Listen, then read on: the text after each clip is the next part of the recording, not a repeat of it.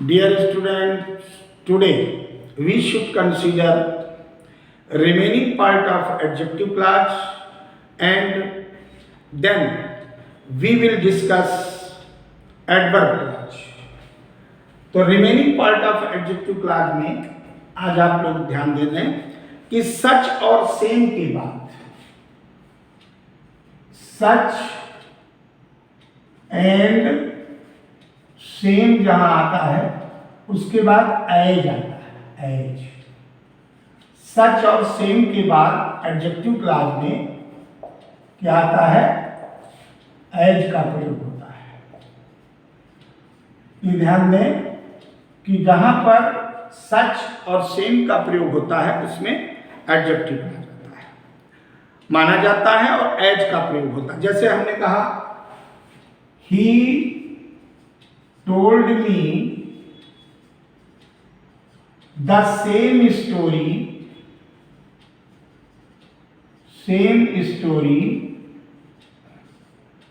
उसने वही कहानी मुझे सुनाई। अब इसके बाद जब क्लास करेंगे तो एज से आएगा, एज ही टोल्ड यू।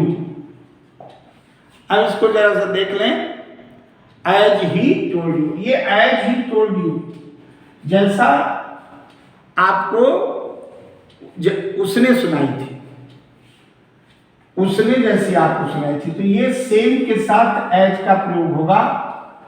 सावधानी ये बरतें कि हु विच दैट का प्रयोग मत करें।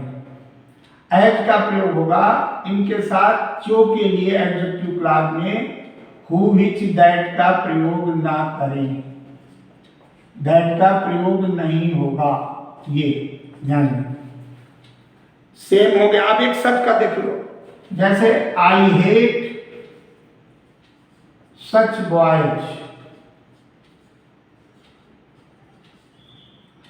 अब आगे क्लास जोड़ना है, कर दिया एज वाइल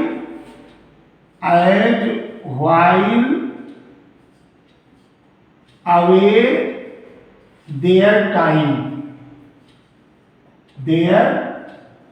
टाइम। मान लीजिए ये सेंटेंस।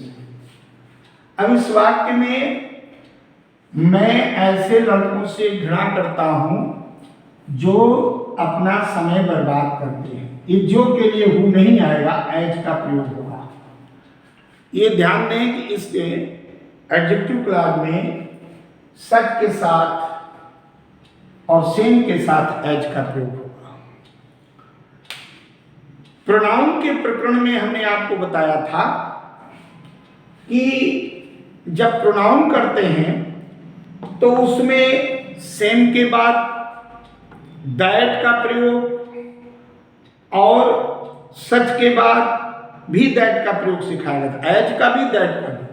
लेकिन वहां पर सच और सेम क्लास नहीं बनाए रहते, वो प्रोनाउन के रूप में थे, वो प्रोनाउन के रूप में थे जिसमें आइडेंटिटी होती है। जैसे हमने आपको बताया था जब रिजेम्बलेंस और आइडेंटिटी, हमने कहा कि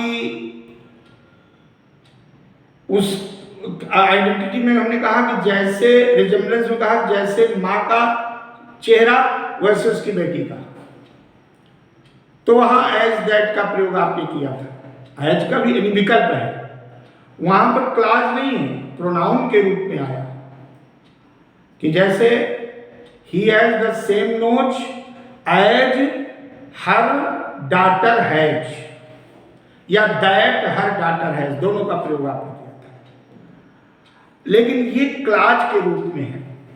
अब एडवर्ब क्लास में देखिए, एडवर्ब क्लास दो पार्ट में हम बांटेंगे क्योंकि एडवर्ब क्लास थोड़ा व्यापक है और डिटेल उसका ज्यादा है। देखिए, एडवर्ब क्लास का मतलब जब भी आप एडवर्ब क्लास का अध्ययन करते हैं तो सबसे पहले ये ध्यान रखो, इसको हिंदी में क्या कहते हैं? Adverb class. और एडवर्ब क्लास में निश्चित रूप से आप लोग जब प्रयोग करते हैं तो वो पॉइंट्स दिमाग में रखिए कि जब कोई भी वाक्य है उसमें अलग अलग एडवर्ब, एडवर्ब अलग अलग स्थितियों में होता है, क्योंकि इसको हिंदी में क्या कहते हैं, क्रिया विशेषण। तो अलग अलग एडवर्ब क्लास के लिए, जैसे मान लीजिए कंडीशन है, तो कंडीशन इसको पहचानने में दिक्कत नहीं होती, तुरंत इफ लगाओगे और नेगेटिव में अनलेस लगाओगे, ठीक है, इफ लगाओगे अनलेस लगाओगे, और टाइम में और बहुत से शब्द हैं, सपोज लगाते हो, प्रोवाइडेड दैट लगाते हो, इन केस लगाते हो, ये सब एडवर्ब क्लास में। लेकिन प्लेस जब आता है तो एडवर्ब क्लास में आप वेयर लगाते हैं या वेयर एवर भी लगाते हैं, और टाइम आता है तो व्हेन या व्हेनेवर, व्हेनेवर, और टिल अनटिल इनका प्रयोग होता है, टिल है, अनटिल है, बिफोर, आफ्टर, ये बहुत से शब्द इसमें आ जाते हैं। बिफोर है, आफ्टर है, एज सून एज है, निगेटिव में नो सूनर हो जाएगा, एज सून एज। तो ये जो प्रयोग हैं ये आप करते चले आ रहे हैं। अच्छा, कंपैरिजन आता है, टाइम हो गया। अब पहले रीजन देख लो। रीजन में बिकॉज आता है, सिंस भी आता है, और एज भी आ जाता है। कंट्रास्ट में जो है वो दो आल दो आता है, दो और आल दो, इनका प्रयोग होता है।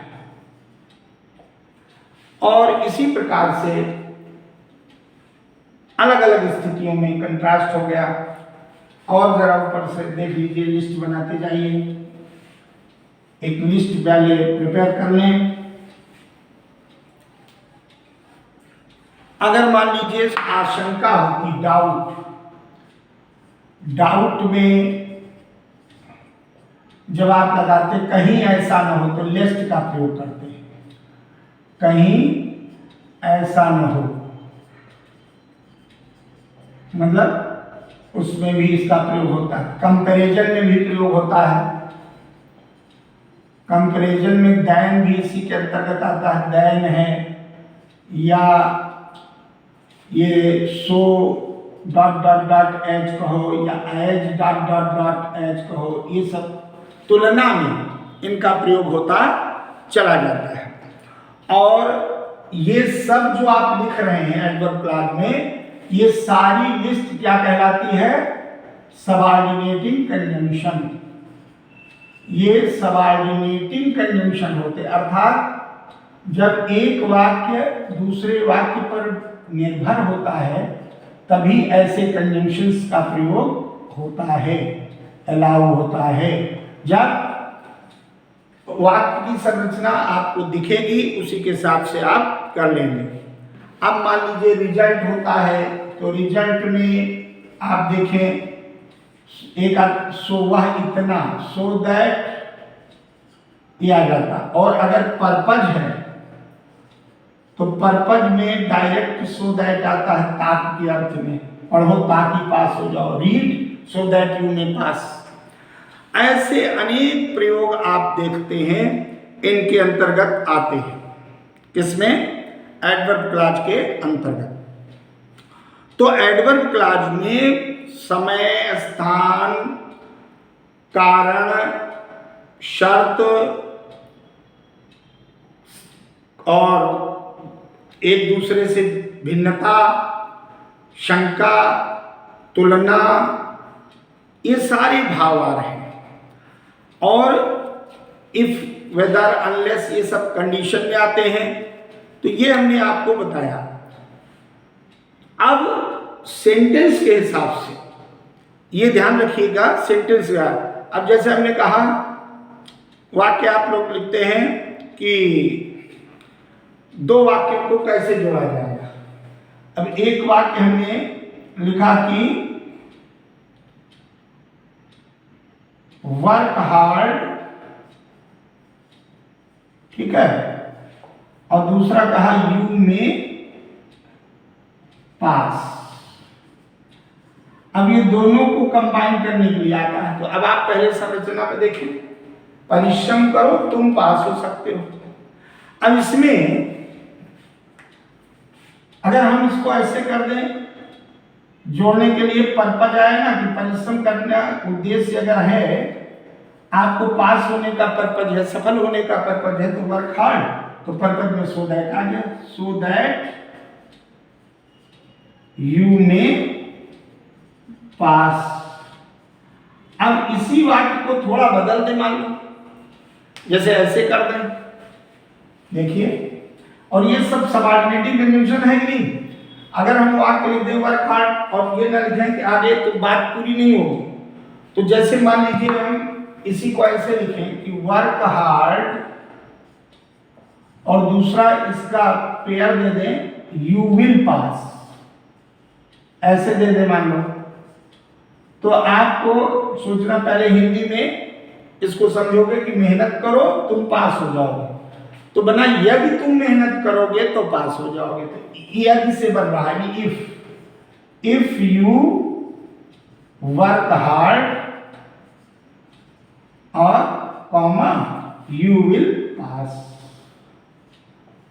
ये देखिए बन गया। शर्त की बात आ गई, में आया तो ज्यादा उसमें सो दैट पकड़ना। अभी कंजंक्शन जो है सबऑर्डिनेटिंग है, इसमें यहां अब क्लाज को समझना, तो ये क्लाज जो है एडवर्ब क्लाज यानी सबऑर्डिनेट क्लाज होगी, क्योंकि सबऑर्डिनेटिंग कंजंक्शन क्या निर्माण करती है, सबऑर्डिनेट क्लाज।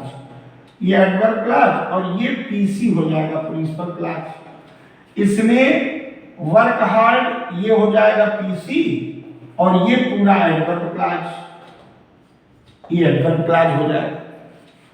तो इस प्रकार से आपको ये सब चीजें समझनी है ध्यान से, और इसका व्यापक अभ्यास।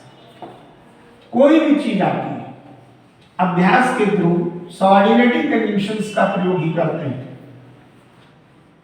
अच्छा, इसमें आपको जैसे कोई भी चीज दी गई, हमने कहा मोहन फेल्ड, अब एक वाक्य आया मोहन फेल्ड और दूसरा हमने दे दिया he did not work, he did not work, उसने काम ही नहीं किया।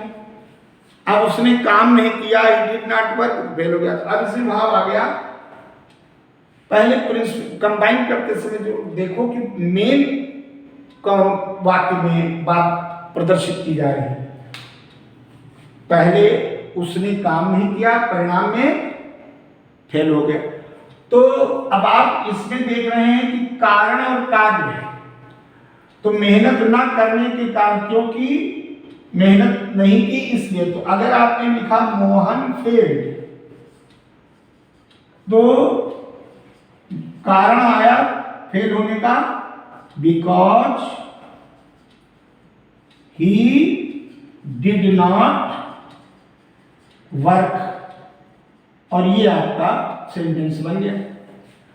क्योंकि अब ये जो है पीसी हो गया और ये यहां से एससी, एससी माने सबऑर्डिनेट क्लाज, और सबऑर्डिनेट क्लाज के तहत ही ये एडवर्ब क्लाज हो गया, क्योंकि सबऑर्डिनेट क्लाज के ही तीन हिस्से हैं, noun clause, adjective clause, adverb clause. Noun adjective पहले देखा विस्तार से, आज आप लोग एडवर्ब क्लाज देख रहे हैं।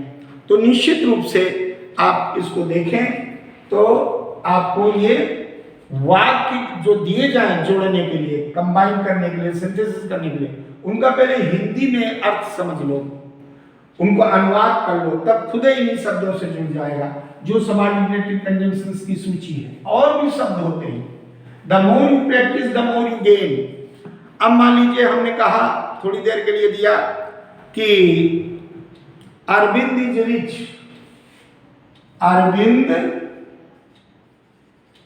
Is rich. एक वाक्य हमने कहा अरविंद बहुत यानी अरविंद अमीर है। और फिर कह दिया no other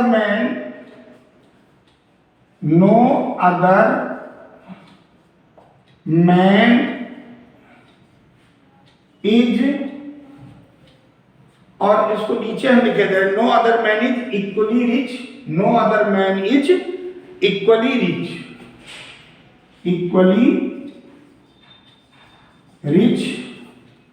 no other man is equally rich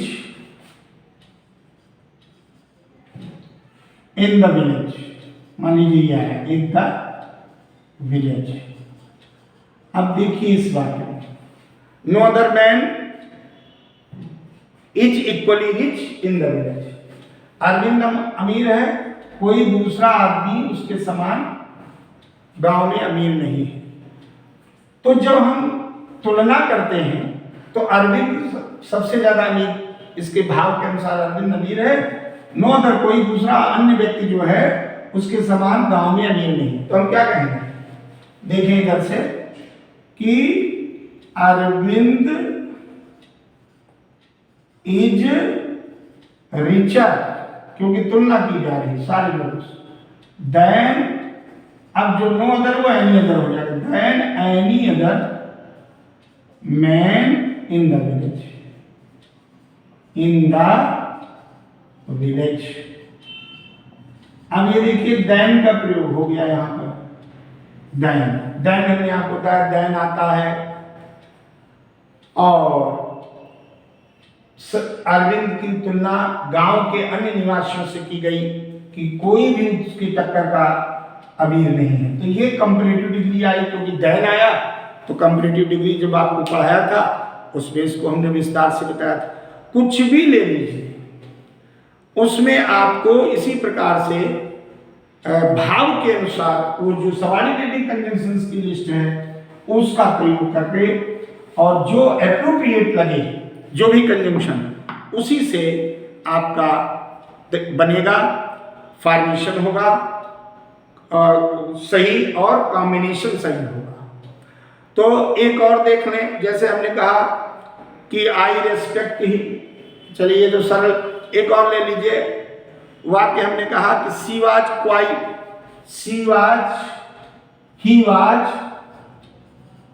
quite tired, एक वाक्य। अब फिर नीचे हमने लिख दिया ही could hardly stand, he could hardly stand. अब ये दो वाक्यों को जोड़ना है। देखिए सबऑर्डिनेटिंग कंजंक्शन को सोचिए, वह पूर्णतया थक गया था, वह बड़ी मुश्किल से खड़ा हो सकता था, यानी खड़ा होने लायक भी नहीं था। तो अब इसको सबऑर्डिनेटिंग कंजंक्शन कौन फिट बैठ रहा है, सोचिए आप लोग। वो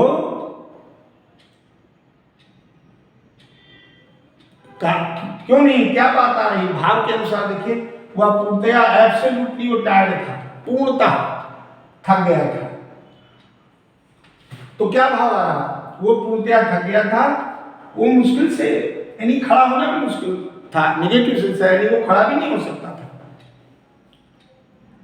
तो इसमें अगर हम इसको पहले कर लें पीसी तो देखिए इजली बन गया कि नहीं, ही कुड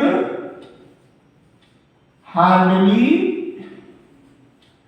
स्टैंड बिकॉज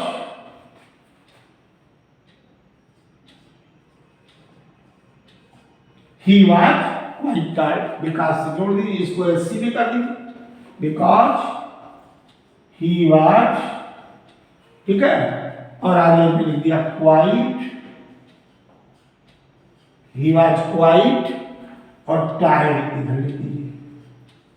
तो ये हो गया ही was quite tired, he could hardly stand. ये हार्डली स्टैंड को इसको पीसी मान लिया, प्रिंसिपल क्लॉज, और ये एससी मान लिया, यहां से एससी के तहत एडवर्ब क्लॉज उसका पार्ट है, ये एडवर्ब क्लॉज हो गया। अब चाहे तो इसको ऐसे भी बना सकते हैं, देखिए एक और तरीके से बना सकते हैं। जैसे हमने कहा चूंकि, एज या चूंकि, since he was quite tired, कारण नहीं आ रहा, since he was quite tired, comma लगा दो, ही, उसमें फिर कोई और यही कंजंक्शन आ गया, ही कुड हार्डली स्टैंड, ये आपका बन गया, he, since he was quite tired, comma, he could hardly stand, चूंकि वो बहुत पूर्णतया थक गया था इसलिए वो खड़ा नहीं हो सकता, इसलिए के लिए कुछ नहीं करना है, सो नहीं लगा देना, नहीं तो फिर कंपाउंड बन जाएगा, मतलब सिंस और सो एक साथ नहीं, कॉम्प्लेक्स सेंटेंस का ये कॉम्बिनेशन चल रहा, सिंथेसिस ऑफ कॉम्प्लेक्स सेंटेंसेस के तहत एडवर्ब क्लॉज। तो इस प्रकार से एडवर्ब क्लॉज के ये आप लोगों ने रूप देखे, और भाव बस एक पकड़ बनाइए कि इनमें जो भी चीजें आप जोड़ें, पहले हिंदी में दिए गए वाक्यों का अनुवाद सुनिश्चित करें, और फिर सबऑर्डिनेटिंग कंजंक्शंस के अंतर्गत आने वाली जो सूची है, जो शब्द हैं, कंजंक्शंस हैं, वो कौन कहाँ एब्सोल्युटली एप्रोप्रिएट है, बस उसी से कनेक्ट करके जोड़ दें। इसका the more you practice the more you learn. Thank you very much.